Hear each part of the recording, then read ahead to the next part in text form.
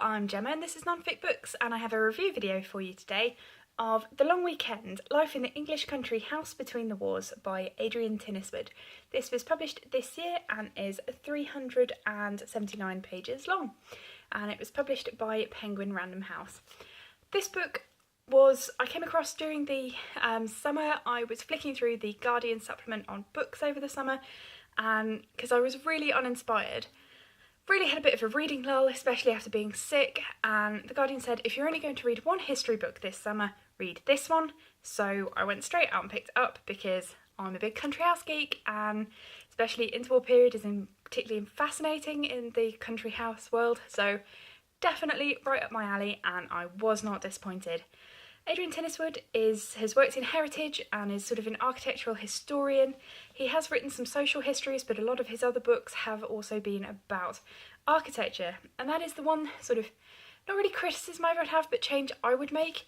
The subtitle is Life in the English Country House, and the thing I would change it to is Life of the English Country House Between the Wars, because that is what I have seen other people's reviews say they didn't enjoy as much, was that this is a very heavy book on architectural history and it's lighter on the social history. Obviously you can't talk about the houses without talking about the people who lived in them and their attitudes towards them, but there is a lot of architectural history in here and a lot of detail about the actual building of the houses and different aspects within country houses that changed throughout this time, and slightly less about the way people were living. For me, that's a huge selling point to this book because I am absolutely fascinated by architectural history. Buildings archaeology was totally my thing, so this was really up my street, and Adrian Tinniswood really hit the nail on the head for me with this book. It is absolutely brilliant. It is beautifully illustrated throughout. I really recommend, if you are ever going to read this, to pick it up in the hardcover version, which is currently the only version out, but I really think it is really worthwhile getting it in the hardcover because the illustrations that flow through it really work very well, and I just can't see it working as well in a paperback version, especially if they end up putting all the sort of plates together in the centre and you're having to flip through it. There are a lot of images in here. Obviously you talk about houses, especially those that have been demolished.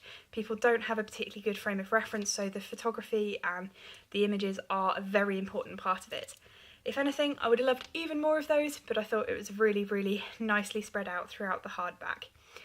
As it says, this book looks at country houses in between the two wars, and he does sort of go a little bit before and after because nothing is ever quite so clear-cut in history, but that is his main focus, and he has quite a broad definition of country houses. He looks at some of the larger country houses that we'll all be familiar with, and the ones that were very large but they were demolished, which was a huge problem at this point in time. There was a very large number of country houses demolished through death of the families, the enormous inheritance tax that was around at that time, and just the changing sort of culture and society of people not living in houses with that many servants and 28 bedrooms and all of this sort of stuff.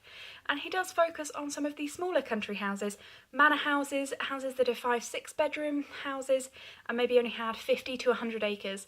That does sound quite large now, but in comparison to other country houses, that's a very, very small estate. It was really beautifully written, this book. I found it very easy to read. I think I read it over 2 or 3 days, and I just was totally engrossed the entire time. So much of it had me sort of rolling my eyes and thinking nothing is really very new, especially a lot of the technology that was brought in. It seems sort of quite modern to us today, and yet this is in the 30s, and it was absolutely fascinating because of this. While I say it's easy to read, it doesn't mean that this is a history light at all. This is a really good book to get your teeth into. It is just so beautifully written that I don't think you need very much sort of architectural knowledge or particular knowledge about the time period to get a lot out of this book. I think he really does manage to get that balance between ease of access while still keeping the information really quite dense and in-depth, which I thought was a really nice balance. Overall, it's a fascinating book. If you're totally interested in the social history with very little in the architectural history side, this isn't the book for you. He does discuss hunting parties, servants, different architectural movements, but the majority of it is about the houses themselves, and to me that's what makes this book so much more interesting than a lot of books about this time period, and really worth picking up. But it depends exactly what your interests are. If you don't and it's only about the social history, then this probably isn't the book for you. If you're at all interested in the houses, and I think really if you want to know about people's lifestyles, you can't really ignore the structures in which they lived, because it did play a big aspect on how they lived, this is a fantastic book.